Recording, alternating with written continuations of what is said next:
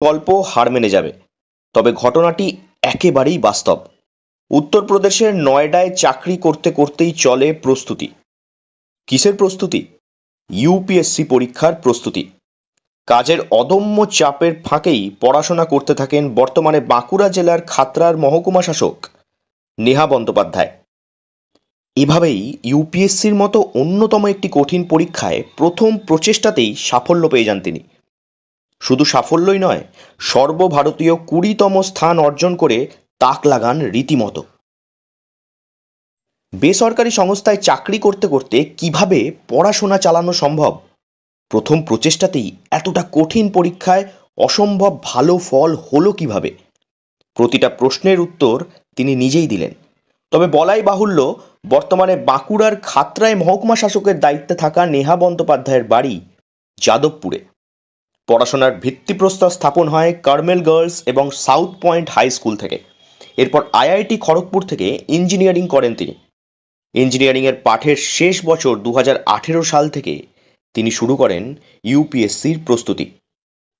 যদিও আইআইটির ক্যাম্পাসিংয়ে চাকরি পান একটি বেসরকারি সংস্থায়, চাকরি প্রত্যাখ্যান না করে চলে যান নয়ডায় চাকরি করতে।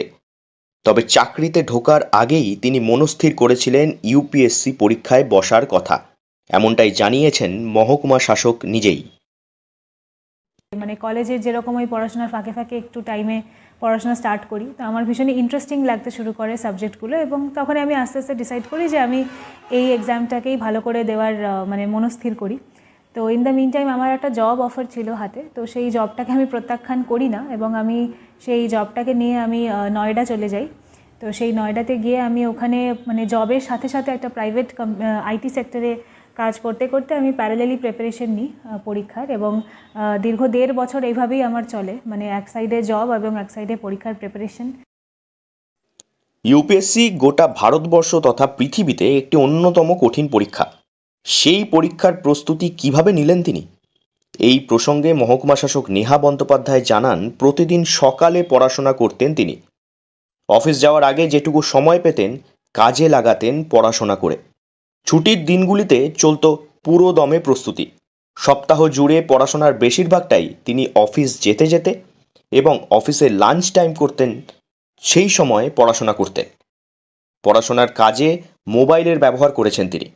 খবরের কাগজ পড়া থেকে বিভিন্ন বই পড়া, ক্লাস করা, এই সবই হতো মোবাইলের মাধ্যমে। সেই দিনগুলো মনে করতে গেলে আমার একটা রাফ শিডিউল এরকম ছিল যে এরকম সকালবেলা উঠে একটু পড়াশোনা, তারপরে আবার অফিসে গিয়ে লাঞ্চ ব্রেকের মাঝখানে, অফিসে কমিউটিংয়ের টাইমে, যাতায়াতের টাইমে কিছুটা মোবাইল থেকে নিউজ পেপার পড়া। তো এইভাবে ম্যানেজ করি এবং ফাইনালি আমাদের ইউপিএসসি যে 3টে ধাপে পরীক্ষাটা হয়, মানে প্রিলিমস, মেন্স এবং ইন্টারভিউ। তো প্রিলিমস আমাদের হয় প্রায় জুন 2019 মাসে, এবং তখন আমি আমার ফার্স্ট অ্যাটেম্প্ট থাকে, এবং আস্তে আস্তে মেন্স হয় এবং ইন্টারভিউ হয়। ইন্টারভিউ হতে হতে ফেব্রুয়ারি 2020।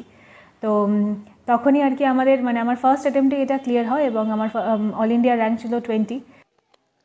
ইউপিএসসি পরীক্ষায় ইচ্ছুক পরীক্ষার্থীদের উদ্দেশ্যে তিনি জানান, যে কোনো স্নাতক করা থাকলেই ইউপিএসসি পরীক্ষা দেওয়া যায়। সঠিক পরিশ্রম এবং নিয়ম মেনে প্রস্তুতি চালাতে হবে। এছাড়াও প্রস্তুতিটা উপভোগ করার পাশাপাশি কী ফল হবে সেই চিন্তা মাথায় না আনলেই প্রস্তুতির মাত্রা বাড়বে বলেই জানিয়েছেন মহকুমা শাসক নিজে।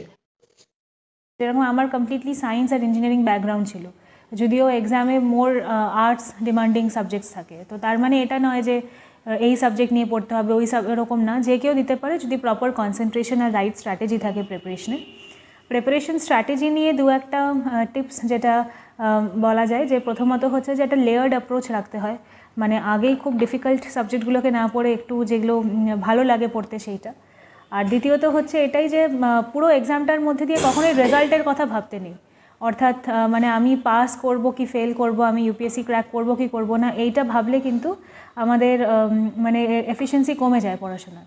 2024 সালের নারী দিবসের আগেই বাঁকুড়া জেলার খাতড়া মহকুমার মহকুমা শাসক নেহা বন্দ্যোপাধ্যায়ের ইউপিএসসির জার্নিটা বাঁকুড়া, প্রত্যন্ত জঙ্গলমহল এবং পশ্চিমবঙ্গের যুব সমাজকে পরিশ্রমের পথে এগিয়ে নিয়ে যেতে অনুপ্রেরণা যোগাবে বলেই আশা করা যায়। বাঁকুড়া থেকে নীলাঞ্জন ব্যানার্জির রিপোর্ট, লোকাল 18 বাংলা।